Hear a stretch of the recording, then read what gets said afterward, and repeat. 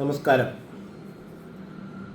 NEET പരീക്ഷയുമായി ബന്ധപ്പെട്ട് CJP cockroach party തുടങ്ങിയ സമരം യഥാർത്ഥത്തിൽ ഇവിടെ തുടങ്ങേണ്ടത് ഇപ്പോഴല്ല. ആ നീറ്റ് പരീക്ഷ ഈ കൊല്ലത്തിൽ എന്നാണോ ആ പ്രശ്നമുണ്ടായത് അന്ന് അവിടെ അത് സമരം അല്ലെങ്കിൽ സത്യാഗ്രഹമൊക്കെ ചെയ്യേണ്ടത് ആ കടമ ഇവിടുത്തെ പ്രതിപക്ഷ പാർട്ടികൾക്കാണ്. അവർക്കത് ചെയ്യാൻ കഴിഞ്ഞില്ല. തീർത്തും പരാജയമായിരുന്നു അവരുടെ പ്രവർത്തനം. പക്ഷേ എന്തോ വിദേശത്ത് അവിടെ ഇവിടെയൊക്കെ ഇരുന്ന് രൂപീകരിച്ച കോക്രോച്ച് പാർട്ടിക്ക് അതിൻ്റെ ക്രെഡിറ്റ് മുഴുവനായി എടുക്കാനും സാധിച്ചു. അവർ വന്ന് ഇപ്പോൾ അതായത് ഒരു പരീക്ഷ പ്രശ്നമായിട്ട് ആ പരീക്ഷ റദ്ദാക്കിയിട്ട് വേറെ പരീക്ഷ നടത്തി ആ പരീക്ഷയുടെ റിസൾട്ടും വന്നു. എന്നിട്ട് ഇപ്പോൾ അഡ്മിഷൻ തുടങ്ങുകയാണ്. ഇപ്പോഴാണ് സമരം. എന്നാൽ ഞാൻ ഈ കോക്രോച്ച് പാർട്ടി നേതാക്കളോട് ഞാൻ പറയാണ്, നിങ്ങളുടെ ഇപ്പോൾ ഈ സത്യാഗ്രഹം ഇരിക്കുന്ന ആളുടെ പേര് തന്നെ പറയാൻ എനിക്ക് ഉദ്ദേശമില്ല. കാരണം പുള്ളിയുടെ പഴയ ചില പൂർവിക ചരിത്രങ്ങളൊക്കെ മാധ്യമങ്ങൾ തന്നെ ഇവിടെ കാണിക്കുന്നുണ്ട്. എന്താണ് പുള്ളിയുടെ ഇവിടുത്തെ ഉദ്ദേശം, എന്താണ് ഈ നീറ്റ് പരീക്ഷ ഇങ്ങനെ കാണിച്ചുകൊണ്ട് ഇവിടെ നടത്താൻ പോകുന്ന പുള്ളിയുടെ മനസ്സിലിരിപ്പെന്നൊക്കെ ഇവിടെ എല്ലാവരും ഇപ്പോൾ കണ്ടു കഴിഞ്ഞു. പക്ഷേ എന്നാലും ഒരു സത്യമുണ്ടല്ലോ, ഒരു ന്യായമുണ്ടല്ലോ. നീറ്റ് പരീക്ഷ ഇവിടെ നന്നായി നടക്കേണ്ടത് തന്നെയാണ്. അതിന് യാതൊരു സംശയവുമില്ല. അതിനുള്ള സംവിധാനങ്ങൾ ചെയ്തുകൊണ്ടിരിക്കുന്നുണ്ട്. ഇപ്പോൾ ആദ്യത്തെ പരീക്ഷ, അതായത് ഈ കൊല്ലത്തെ പരീക്ഷയിലെ ക്വസ്റ്റ്യൻ പേപ്പർ പുറത്തായതുമായി ബന്ധപ്പെട്ടിട്ട് 10-50 ആൾക്കാരെ ഇപ്പം തന്നെ ആൾറെഡി കസ്റ്റഡിയിലെടുത്ത് ജയിലിലിട്ടിട്ടുണ്ട്. അതിലെ ക്വസ്റ്റ്യൻ പേപ്പർ തയ്യാറാക്കുന്ന പ്രൊഫസർ തന്നെ അതിലെ പ്രധാന ഒരു കള്ളനാണ് എന്ന് മനസ്സിലാക്കി പൂനെയിൽ നിന്ന് അദ്ദേഹത്തെയും അറസ്റ്റ് ചെയ്തിട്ടുണ്ട്. വേറെയും അദ്ദേഹത്തിൻ്റെ ഒപ്പം ഉണ്ടായിരുന്ന വേറെയും പ്രൊഫസർമാരെയൊക്കെ പിടിച്ച് BJP തക്കതായ ശരിയായ അന്വേഷണത്തിൽ കൂടി കണ്ടെത്തുന്നുണ്ട്. പിന്നെ നിങ്ങളുടെ ഈ സമരത്തിന് വലിയ അർത്ഥമൊന്നുമില്ല. കാരണം ഈ നീറ്റ് പരീക്ഷ ആദ്യം തുടങ്ങിയതെന്നാണ്? UPA സർക്കാരിൻ്റെ കാലത്താണ്. ആ സർക്കാരിൻ്റെ കാലത്ത് അന്ന് തുടങ്ങിയപ്പോഴും ഇതേമാതിരി ക്വസ്റ്റ്യൻ പേപ്പർ ചോരലും പ്രശ്നമൊക്കെ ഉണ്ടായിട്ട് 2 കൊല്ലം ഈ നീറ്റ് പരീക്ഷ തന്നെ നിർത്തി വെച്ചിട്ടുണ്ട്. അന്നൊന്നും നിങ്ങളാരും സമരം ചെയ്തിട്ടില്ല. അതാണ് ഇതിലെ ഏറ്റവും വലിയ തമാശ. അന്നൊന്നും നിങ്ങൾക്കൊരു പ്രശ്നമല്ല. അന്ന് നീറ്റ് കുട്ടികൾ ആത്മഹത്യ ചെയ്താൽ നിങ്ങൾക്ക് പ്രശ്നമല്ല. ഇന്ന് നിങ്ങൾക്ക് നിങ്ങളുടെ മനസ്സിലിരിക്കും. അതും പ്രത്യേകിച്ച് മലയാളത്തിൽ കേരളത്തിലെ കുറേ സിനിമയിൽ പ്രത്യേക ജോലിയൊന്നും ഇപ്പോൾ അവർക്ക് ഇല്ല എന്ന് എനിക്ക് തോന്നുന്നത്. സിനിമയിലുള്ളവർ ചില എന്താണ് ആക്ടിവിസ്റ്റുകൾ ഇവരൊക്കെ അങ്ങോട്ട് ഇറങ്ങിയിരിക്കുകയാണ്. കാരണം പ്രത്യേകിച്ച് പണിയൊന്നുമില്ല. എന്നാൽ സ്വന്തം മുറ്റത്ത് നടക്കുന്ന വളരെ ദയനീയമായ പല പ്രശ്നങ്ങളുണ്ട്. ഇപ്പോൾ ഇത് ആൾറെഡി തിരുവനന്തപുരത്ത് സെക്രട്ടേറിയറ്റിൻ്റെ മുന്നിൽ all Kerala LP school PSC rank holders association എന്ന് പറഞ്ഞിട്ട് ഒരു വലിയ ഒരു ആ ഉദ്യോഗാർത്ഥികളുടെ വലിയൊരു സമരം ഇവിടെ നടക്കുന്നുണ്ട്.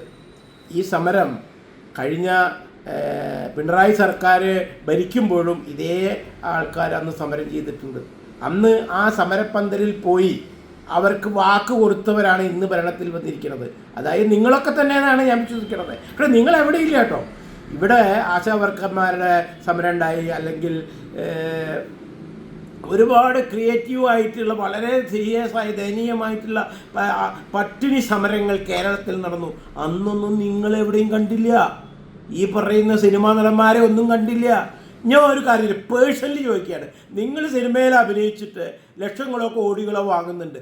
എന്തെങ്കിലും ജനങ്ങൾക്ക് ഉപകാരമുള്ള എന്തെങ്കിലും ഒരു കാര്യം ചെയ്തത് നിങ്ങൾക്ക് പരസ്യം ചെയ്യാൻ പറ്റുമോ?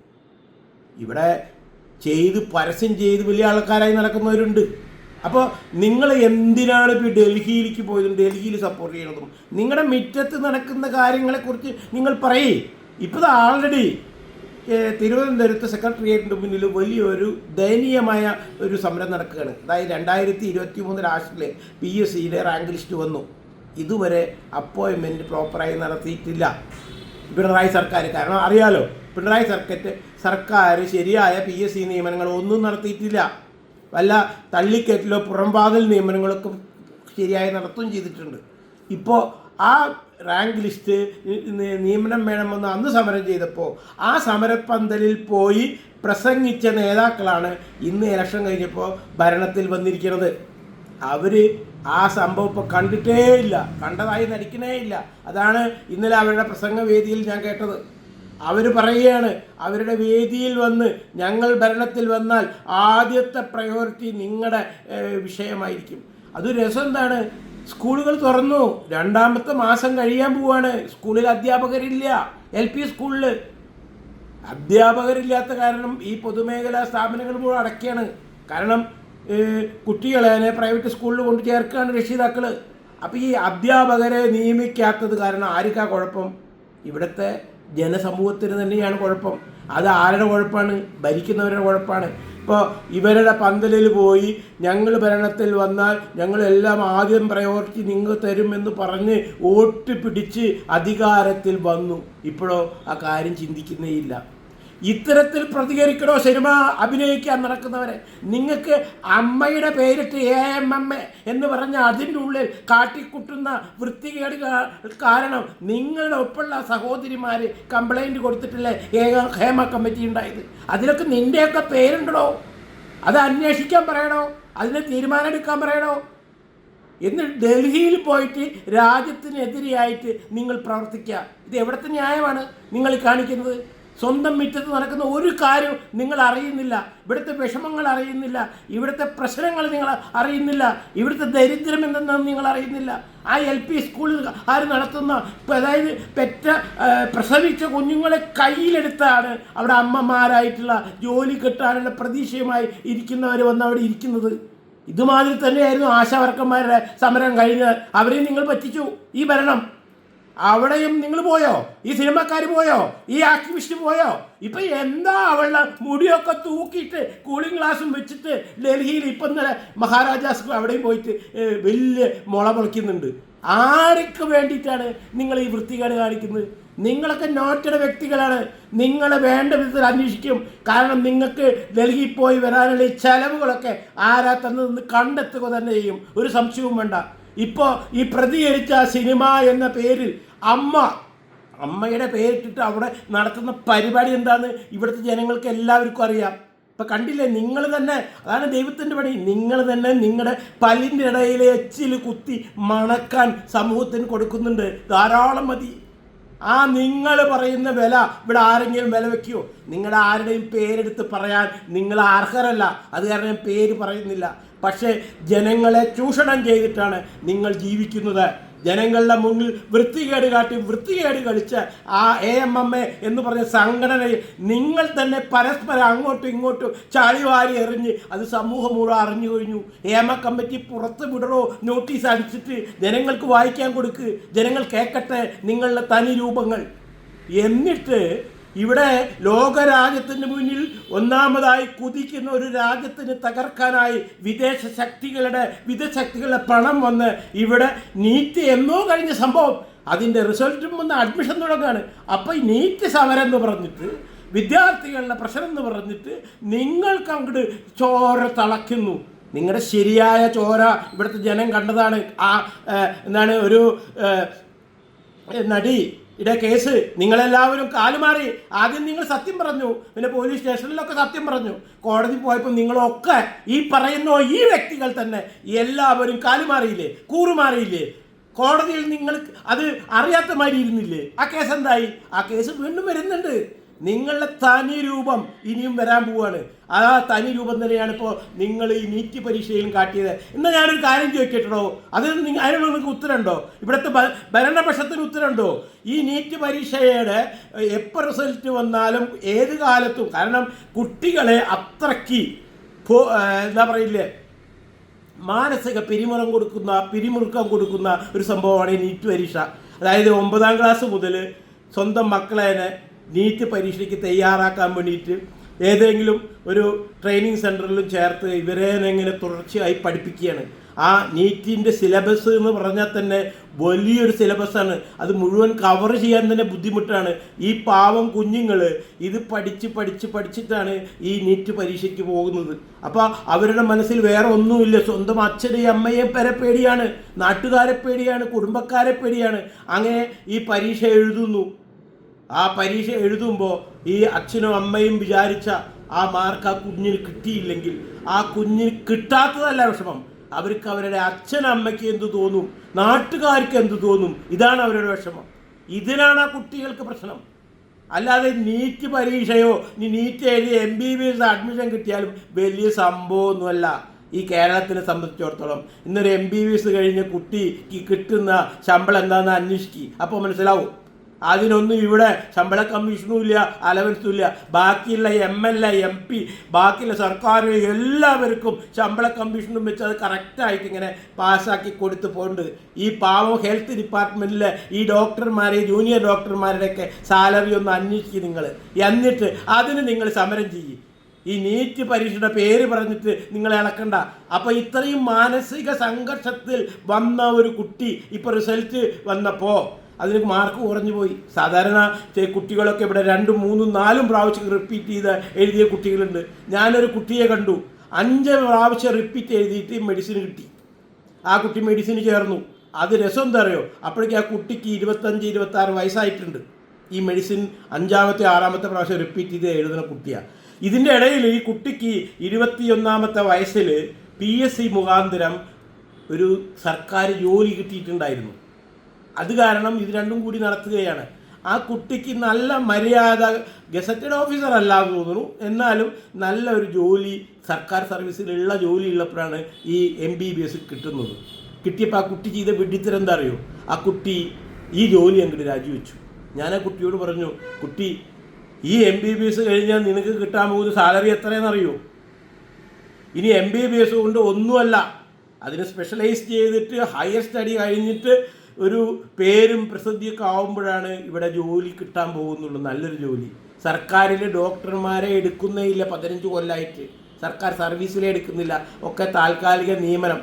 അതായത് 89 ദിവസം വെച്ച് പറഞ്ഞു വിടും, പിന്നെയും വെക്കും, പിന്നെയും പറഞ്ഞു വിടും. അപ്പോൾ സർക്കാർ സർവീസിൽ 15 കൊല്ലമായിട്ട് എടുക്കാത്തൊരു സംഭവമാണ് ഈ ഡോക്ടർമാർ. ആ ഡോക്ടറാണ് നീ ഇപ്പോൾ പഠിക്കാൻ പോകുന്നത്.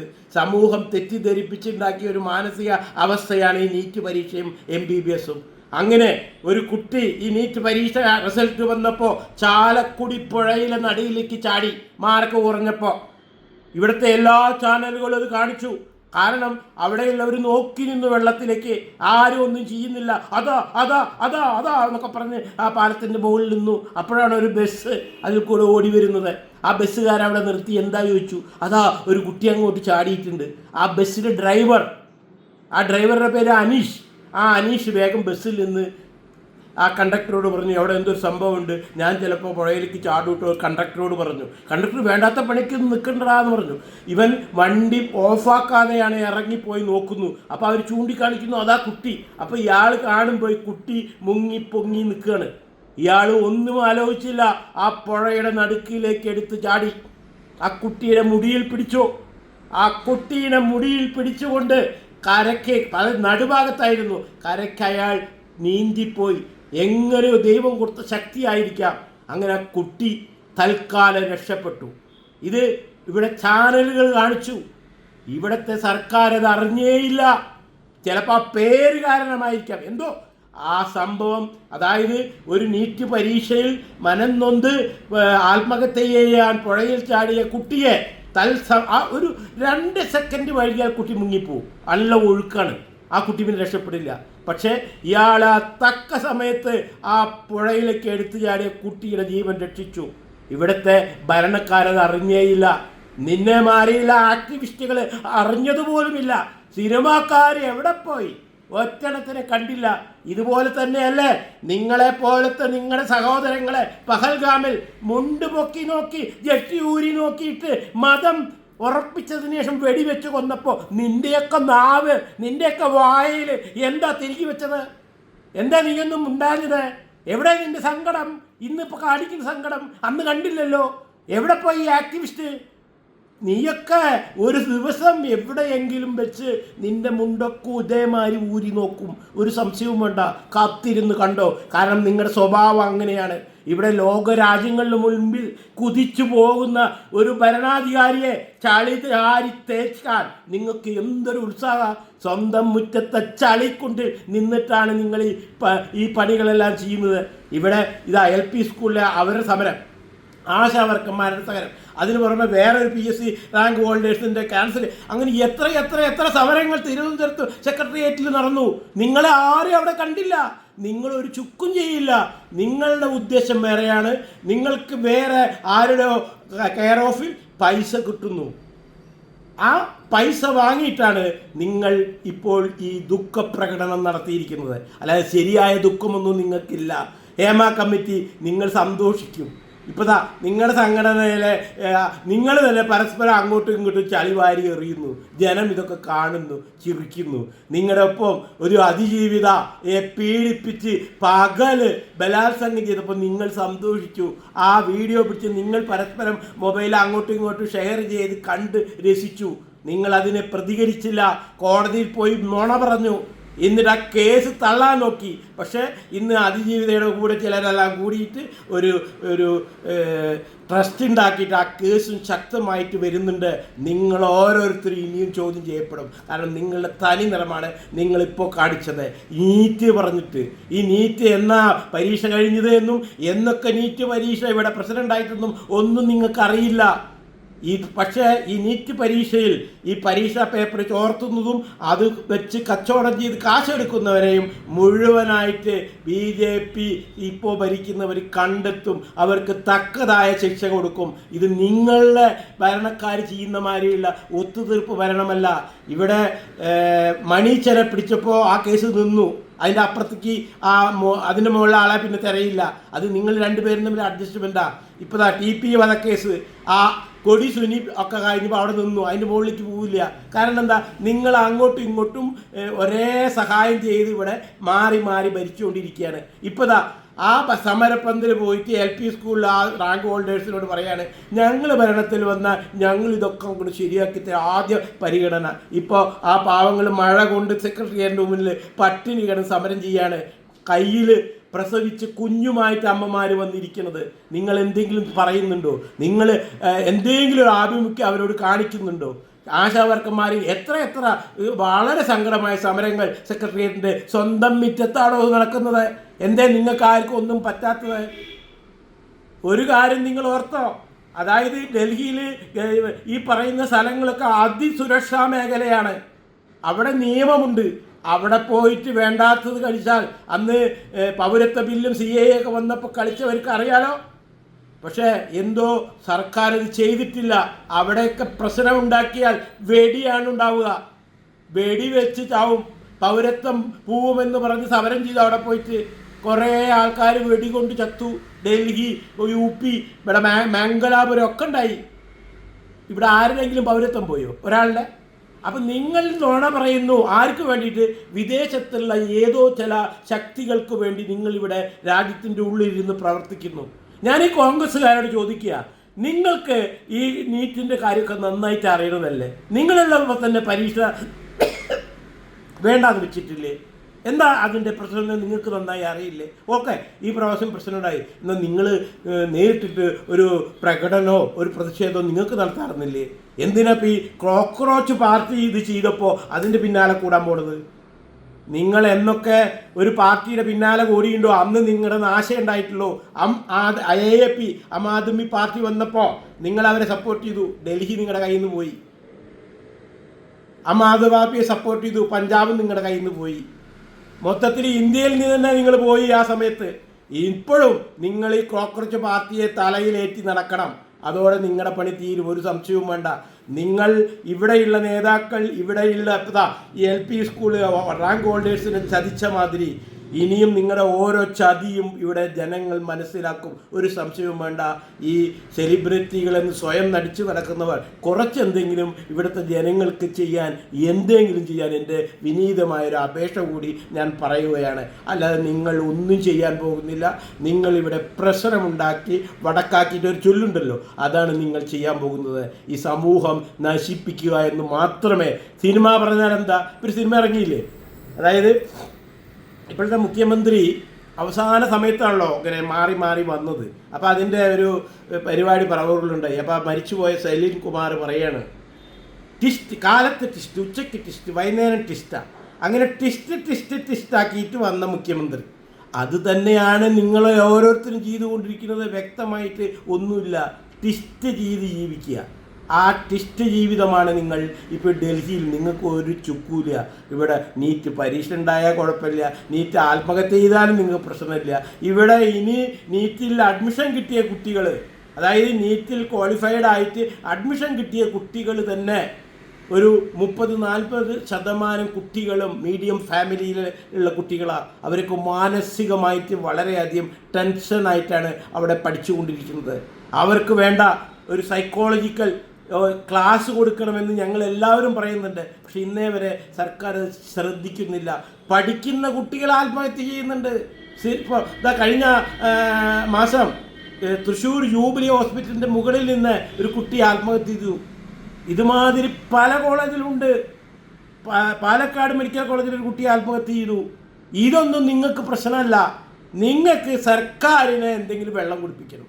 ഇത് തന്നെയാണ് നിങ്ങളുടെ ഈ പ്രവൃത്തി കൊണ്ട് ഇപ്പോൾ സർക്കാർ മനസ്സിലാക്കി. ഇനി നിങ്ങളെ മനസ്സിലാക്കാൻ ചില അന്വേഷണങ്ങളൊക്കെ വേണ്ടി വരും എന്നതിന് യാതൊരു സംശയവുമില്ല.